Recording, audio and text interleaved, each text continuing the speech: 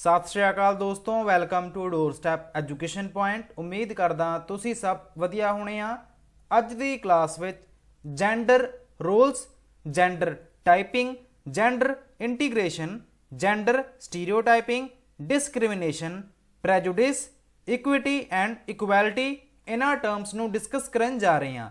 Recently तुहाडे PS TET की ਪ੍ਰੀਖਿਆ ਦੇ ਵਿੱਚ ਜਿਹੜੀ ਪ੍ਰੀਖਿਆ 12 ਮਾਰਚ 2023 ਨੂੰ ਕੰਡਕਟ ਕਰਵਾਈ ਗਈ ਸੀ, ਉਸ ਪ੍ਰੀਖਿਆ ਦੇ ਵਿੱਚ ਜੈਂਡਰ ਤੋਂ ਸੰਬੰਧਿਤ ਇੱਕ ਪ੍ਰਸ਼ਨ ਪੁੱਛਿਆ ਗਿਆ ਸੀ।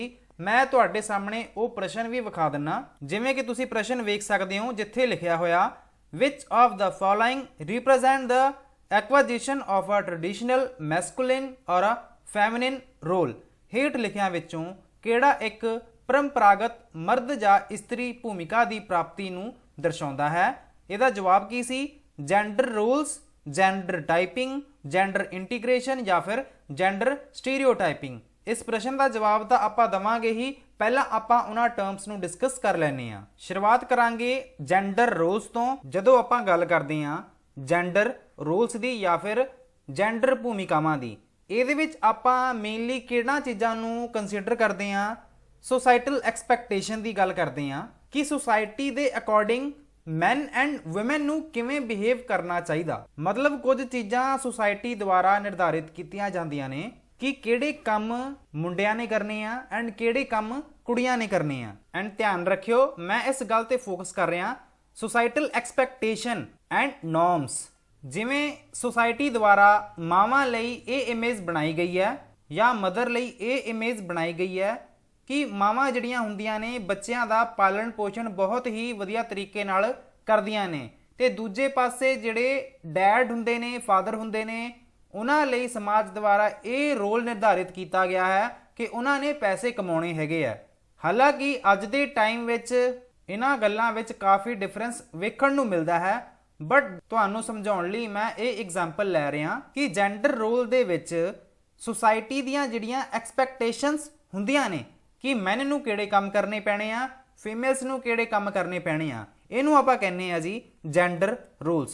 जदों आपां गल करदे आ जेंडर टाइपिंग दी, जेंडर टाइपिंग दे विच आपां गल करदे आ प्रोसैस दी। इस प्रोसैस दे विच आपां चीज़ां नूं याद करदे आ, लर्न करदे आ एंड अडॉप्ट करदे आ बिहेवियर नूं, एंड उस स्पैसिफिक बिहेवियर नूं वधिया समझिया जाता है तुहाडे जेंडर दे अकॉर्डिंग, इनकलूडिंग ट्रेडिशनल मैस्कुलिन और फैमिनिन रोल्स एंड बिहेवियर। जिवें मान लो तुसी जाने हो दुकान ते आपां वेखदे आ खिडौणियां वाली दुकान सीगी, जिहड़े खिडौणे सुपर हीरो वाले हैगे सी या फिर कोई गड्डी सी या फिर कोई बंदूक हैगी सी, उन्हां नूं एडवरटाइज किया जा रहा सी, उन्हां दी मार्केटिंग की जा रही सीगी मुंडियां दे सामने, बॉयज़ दे सामने।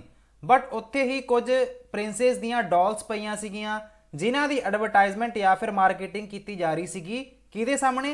कुड़ियां सामने, गर्ल्स सामने। सो जेंडर टाइपिंग दे विच आपां समझदे आ कि यह एक प्रोसैस हैगी आ लर्निंग दी। किहड़ी प्रोसैस हैगी लर्निंग दी? जिहदे विच आपां अडॉप्ट कर रही आ बिहेवियर नूं कि किहड़ा बिहेवियर मुंडियां लई सही आ एंड किहड़ा बिहेवियर कुड़ियां लई सही है। जेंडर रोल की सी? जेंडर रोल्स आपां उन्हां नूं कहने आ जदों सोसाइटी दीयां जिहड़ियां एक्सपैक्टेशनस या फिर नॉर्म्स हुंदियां ने कि मुंडियां या फिर कुड़ियां ने किवें बिहेव करना आ, ते जेंडर टाइपिंग दे विच आपां उस प्रोसैस नूं कहने आ कि जिहड़ा कोई जिहड़ा बॉय या फिर गर्ल किवें अडॉप्ट कर रहा, उन्हां चीज़ां नूं किवें लर्न कर रहा, उस प्रोसैस नूं ही आपां जेंडर टाइपिंग कहने आ। हुण आ गया जी जेंडर इंटीग्रेशन। जेंडर इंटीग्रेशन आपां किहनूं कहने आ? जदों आपां ब्रेकिंग डाउन ट्रेडिशनल जेंडर बैरीयर्स, ਇਹਦਾ मतलब ये है कि आपां ये नहीं वेखदे कोई मुंडा है या फिर कुड़ी है, आपां ਉਹਦੇ जेंडर ਨੂੰ इग्नोर करके ਸਾਰਿਆਂ ਨੂੰ मौके ਦਿੰਨੇ ਆ। ਮੰਨ ਲਓ ਤੁਸੀਂ ਫੁੱਟਬਾਲ ਦਾ ਮੈਚ ਖੇਡਣਾ ਆ ਤੇ ਉਹਦੇ ਵਿੱਚ ਤੁਸੀਂ ਕੁੜੀਆਂ ਨੂੰ ਵੀ ਤੇ ਮੁੰਡਿਆਂ ਦੀ ਟੀਮ ਬਣਾ ਲੈਂਦੇ ਹੋ, ਸਾਰਿਆਂ ਨੂੰ ਇਕੁਅਲ ਮੌਕੇ ਦਿੰਨੇ ਹੋ। सो एक एग्जाम्पल हैगी आ जेंडर इंटीग्रेशन दी कि इनकलूसिव एनवायरमेंट बनाउण लई तुसी जेंडर बैरीयर नूं रिमूव करता एंड सारिਆਂ ਨੂੰ मिक्स करता, सारिਆਂ ਨੂੰ इक्वल अपॉर्चुनिटीज़ दित्तियां, जिन्हों तुसी जेंडर इंटीग्रेशन कहने हो। फोर्थ नंबर ते है जेंडर स्टीरियोटाइपिंग। जेंडर स्टीरियोटाइपिंग तुसी किहनूं कहने हो कि आपां पहलां तो ही अज्यूम कर लैंदे आ उन्हां दे जेंडर दे आधार ते। कुछ एग्जाम्पल्स के थ्रू भी आप समझ सकते हैं, जिमें अजकल के टाइम विच भी ਕੁਝ ਲੋਕਾਂ ਦੇ ਮਨ ਵਿੱਚ ਇੱਕ ਸਟੀਰੀਓਟਾਈਪ ਬਣਿਆ ਹੋਇਆ ਕਿ ਜਿਹੜਾ ਟੀਚਿੰਗ ਪ੍ਰੋਫੈਸ਼ਨ ਹੈਗਾ ਆ ਇਹ ਸਿਰਫ ਕੁੜੀਆਂ ਲਈ ਹੀ ਸਹੀ ਹੈ, ਐਪਰੋਪ੍ਰੀਏਟ ਹੈ। ਜਦੋਂ ਮੈਂ ਬੀਐਡ ਕਰਦਾ ਸੀਗਾ ਉੱਥੇ ਇੱਕ ਮੇਲ ਟੀਚਰ ਨੇ ਸਾਨੂੰ ਮੇਲ ਸਟੂਡੈਂਟ ਨੂੰ ਇਹ ਗੱਲ ਕਹੀ ਕਿ ਜਿਹੜਾ ਟੀਚਿੰਗ ਪ੍ਰੋਫੈਸ਼ਨ ਹੈ ਇਹ ਤੁਹਾਡੇ ਮੁੰਡਿਆਂ ਲਈ ਸਹੀ ਨਹੀਂ ਹੈ। ਸੋ ਮੈਂ ਇਹ ਇੱਕ ਐਗਜ਼ਾਮਪਲ ਦੇ ਰਿਹਾ ਕਿ ਜਿਵੇਂ ਕਿ ਕਿਸੇ ਦੇ ਮਨ ਵਿੱਚ ਕੋਈ ਸਟੀਰੀਓਟਾਈਪ ਬਣਿਆ ਹੋਵੇ ਕਿਸੇ ਦੇ ਜੈਂਡਰ ਦੇ ਆਧਾਰ ਤੇ। ਮੰਨ ਲਓ ਮੈਂ ਕਿਸੇ ਨੂੰ ਜੌਬ ਆਫਰ ਕਰ ਰਿਹਾ ਤੇ ਮੇਰੇ ਮਨ ਵਿੱਚ ਪਹਿਲਾਂ ਤੋਂ ਹੀ ਸਟੀਰੀਓਟਾਈਪ ਬਣਿਆ ਹੋਵੇ ਕਿ ਜਿਹੜੀਆਂ ਕੁੜੀਆਂ ਨੇ ਇਹ ਫਲਾਨਾ ਕੰਮ ਨਹੀਂ ਕਰ ਸਕਦੀਆਂ। ਸੋ ਇਹ ਇੱਕ ਐਗਜ਼ਾਮਪਲ ਹੈਗੀ ਆ ਜੈਂਡਰ ਸਟੀਰੀਓਟਾਈਪਿੰਗ ਦੀ। ਹੁਣ ਨੈਕਸਟ ਟਰਮ ਨੂੰ ਵੀ ਵੇਖ ਲੈਂਦੇ ਆ, ਡਿਸਕ੍ਰਿਮੀਨੇਸ਼ਨ।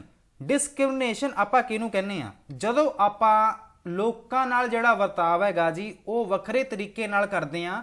ਕਿਉਂ? ਉਹਨਾਂ ਦੀ ਜਿਹੜੀ ਰੇਸ ਹੈਗੀ ਆ ਉਹਦੇ ਆਧਾਰ ਤੇ ਵੀ ਆਪਾਂ ਵੱਖਰੇ ਤਰੀਕੇ ਨਾਲ ਬਿਹੇਵ ਕਰ ਸਕਦੇ ਆ, ਉਹਨਾਂ ਦੇ ਜੈਂਡਰ ਦੇ ਆਧਾਰ ਤੇ ਵੀ, ਉਹਨਾਂ ਦੇ ਧਰਮ ਦੇ ਆਧਾਰ ਤੇ ਵੀ, ਜਾਂ ਫਿਰ ਕਿਸੇ ਹੋਰ ਕਾਰਨ ਵੀ ਆਪਾਂ ਕਿਸੇ ਪਰਸਨ ਨਾਲ, ਕਿਸੇ ਮੁੰਡੇ ਨਾਲ, ਕਿਸੇ ਕੁੜੀ ਨਾਲ, ਕਿਸੇ ਵਿਅਕਤੀ ਨਾਲ ਆਪਾਂ ਕੀ ਕਰ ਰਹੇ ਹਾਂ ਜੀ? ਭੇਦਭਾਵ ਕਰ ਰਹੇ ਹਾਂ, ਪੱਖਪਾਤ ਕਰ ਰਹੇ ਹਾਂ। ਇਹਨੂੰ ਆਪਾਂ ਡਿਸਕ੍ਰਿਮੀਨੇਸ਼ਨ ਦਾ ਨਾਮ ਦਿੰਨੇ ਆ। ਮਤਲਬ ਇਹਨਾਂ ਵਿੱਚੋਂ ਕਿਸੇ ਵੀ ਆਧਾਰ ਤੇ, ਰੇਸ, ਜੈਂਡਰ ਐਂਡ ਰਿਲੀਜਨ ਦੇ ਆਧਾਰ ਤੇ ਤੁਹਾਡੇ ਨਾਲ ਭੇਦਭਾਵ ਕੀਤਾ ਜਾ ਸਕਦਾ। ਇੱਕ ਐਗਜ਼ਾਮਪਲ ਦੇ ਥਰੂ ਮੈਂ ਸਮਝਾ ਦਿੰਨਾ।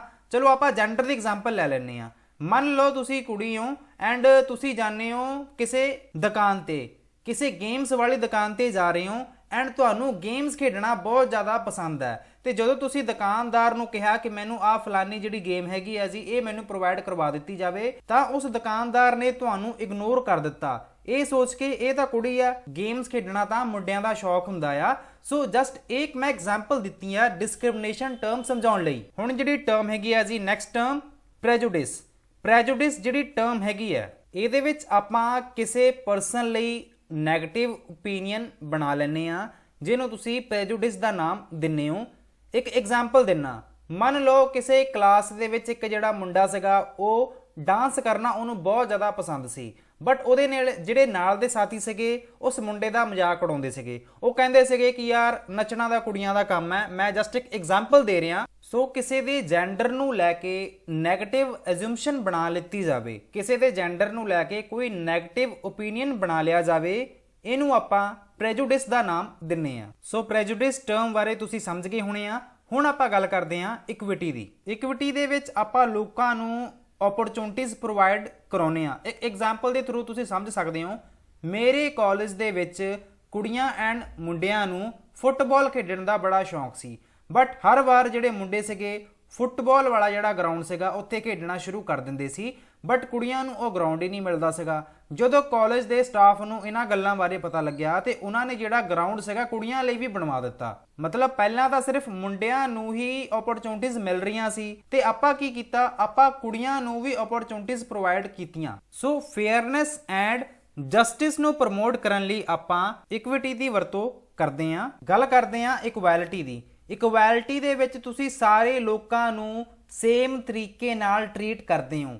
ਇਹਦੇ ਵਿੱਚ ਆਪਾਂ ਇਹ ਨਹੀਂ ਵੇਖਦੇ ਕਿਹੜੇ ਪਰਸਨ ਨੂੰ ਕਿੰਨੀਆਂ ਓਪਰਚੁਨਿਟੀਜ਼ ਮਿਲੀਆਂ ਸੀਗੀਆਂ, ਕਿਹੜੇ ਪਰਸਨ ਨੂੰ ਕਿੰਨੀਆਂ ਓਪਰਚੁਨਿਟੀਜ਼ ਨਹੀਂ ਮਿਲਿਆ ਸੀ। ਆਪਾਂ ਸਾਰਿਆਂ ਨੂੰ ਇੱਕੋ ਤਰੀਕੇ ਨਾਲ ਹੈਂਡਲ ਕਰਦੇ ਆਂ, ਟਰੀਟ ਕਰਦੇ ਆਂ। ਬਟ ਇਕੁਇਟੀ ਦੇ ਵਿੱਚ ਆਪਾਂ ਕੀ ਕਰਦੇ ਸੀਗੇ, ਆਪਾਂ ਐਨਸ਼ੋਰ ਕਰਦੇ ਸੀਗੇ ਕਿ ਸਾਰੇ ਲੋਕਾਂ ਨੂੰ ਸੇਮ ਓਪਰਚੁਨਿਟੀਜ਼ ਦਾ ਐਕਸੈਸ ਮਿਲੇ। ਇੱਕ ਫੋਟੋ ਦੇ ਥਰੂ ਤੁਸੀਂ ਸਮਝ ਸਕਦੇ ਹੋ ਇਕੁਇਟੀ ਐਂਡ ਇਕੁਐਲਿਟੀ ਵਿੱਚ ਡਿਫਰੈਂਸ ਕੀ ਹੈ। ਪਹਿਲੀ ਫੋਟੋ ਵੇਖੋ ਇਕੁਐਲਿਟੀ ਦੀ ਜਿੱਥੇ ਗੱਲ ਕੀਤੀ ਜਾ ਰਹੀ ਹੈ ਐਂਡ ਦੂਸਰੀ ਫੋਟੋ ਵੇਖੋ ਜਿੱਥੇ ਇਕੁਇਟੀ ਦੀ ਗੱਲ ਕੀਤੀ ਜਾ ਰਹੀ ਹੈ। ਇਹਨਾਂ ਦੇ ਨਾਲ ਇੱਕ ਬਾਕਸ ਬਣਾਏ ਹੋਏ ਆ ਐਂਡ ਇੱਥੇ ਇੱਕ ਐਪਲ ਦਾ ਟਰੀ ਲੱਗਿਆ ਹੋਇਆ। ਐਪਲ ਦਾ ਟਰੀ ਜਿੱਥੇ ਲੱਗਿਆ ਹੋਇਆ ਇੱਥੇ ਵੇਖੋ ਇਕੁਐਲਿਟੀ ਦੇ ਵਿੱਚ ਤਾਂ ਸਾਰਿਆਂ ਦੇ ਸਾਹਮਣੇ ਜਿਹੜਾ ਬਾਕਸ ਰੱਖਿਆ ਹੋਇਆ, ਸਾਰਿਆਂ ਦੇ ਥੱਲੇ ਜਿਹੜਾ ਕਹਿ ਸਕਦੇ ਆ ਬਾਕਸ ਰੱਖਿਆ ਹੋਇਆ ਐਪਲ ਨੂੰ ਤੋੜਨ ਲਈ। ਸੋ ਤੁਸੀਂ ਵੇਖ ਸਕਦੇ ਹੋ ਫਸਟ ਜਿਹੜਾ ਪਰਸਨ ਹੈਗਾ ਉਹ ਤਾਂ ਐਪਲ ਨੂੰ ਬੜੇ ਹੀ ਵਧੀਆ ਤਰੀਕੇ ਨਾਲ, ਈਜ਼ੀ ਤਰੀਕੇ ਨਾਲ ਤੋੜ ਸਕਦਾ ਹੈ। ਦੂਸਰੇ ਪਰਸਨ ਦੀ ਹਾਈਟ ਛੋਟੀ ਹੈ ਐਂਡ ਤੀਸਰੇ ਪਰਸਨ ਦੀ ਹਾਈਟ ਕਾਫੀ ਜ਼ਿਆਦਾ ਛੋਟੀ ਹੈ। ਸੋ ਇੱਥੇ ਤਾਂ ਇਹਨਾਂ ਨੂੰ ਇਕੁਅਲ ਓਪਰਚੁਨਿਟੀਜ਼ ਦਿੱਤੀਆਂ ਗਈਆਂ ਸੀ। ਇਕੁਅਲ ਕਹਿ ਸਕਦੇ ਹਾਂ ਕਿ ਟਰੀਟ ਕੀਤਾ ਗਿਆ ਸੀਗਾ ਸੇਮ ਤਰੀਕੇ ਨਾਲ। ਬਟ ਇਕੁਇਟੀ ਦੇ ਵਿੱਚ ਆਪਾਂ ਵੇਖ ਸਕਦੇ ਹਾਂ ਕਿ ਇੱਥੇ ਉਹਨਾਂ ਦੀ ਜ਼ਰੂਰਤ ਦੇ ਅਕੋਰਡਿੰਗ ਕਹਿ ਸਕਦੇ ਹਾਂ ਕਿ ਬਾਕਸ ਬਣਾਏ ਗਏ ਸੀ, ਉਹਨਾਂ ਦੀ ਜ਼ਰੂਰਤ ਦੇ ਅਕੋਰਡਿੰਗ ਉਹਨਾਂ ਨੂੰ ਸਪੋਰਟ ਕੀਤਾ ਗਿਆ ਸੀ। ਐਂਡ ਇਕੁਇਟੀ ਦੇ ਵਿੱਚ ਇਹ ਗੱਲ ਲਿਖੀ ਵੀ ਹੋਈ ਸੀ ਕਿ ਪ੍ਰੋਵਾਈਡਿੰਗ ਪੀਪਲ, ਆਪਾਂ ਉਹਨਾਂ ਨੂੰ ਓਪਰਚੁਨਿਟੀਜ਼ ਪ੍ਰੋਵਾਈਡ ਕਰਦੇ ਹਾਂ ਜਿਹਦੇ ਨਾਲ ਉਹ ਸਕਸੈਸਫੁਲ ਹੋ ਜਾਣ। Regardless of there starting point, ਕਿ ਇਹ ਮੈਟਰ ਨਹੀਂ ਕਰਦਾ ਕਿ ਉਹਨਾਂ ਦਾ ਸਟਾਰਟਿੰਗ ਪੁਆਇੰਟ ਕੀ ਹੈ। ਆਪਾਂ ਬਸ ਉਹਨਾਂ ਨੂੰ ਪ੍ਰਮੋਟ ਕਰਨਾ ਚਾਹੁੰਦੇ ਆ, ਕਾਦੇ ਲਈ ਕਿ ਜ਼ਿੰਦਗੀ ਵਿੱਚ ਉਹ ਸਕਸੈਸਫੁਲ ਹੋ ਜਾਣ।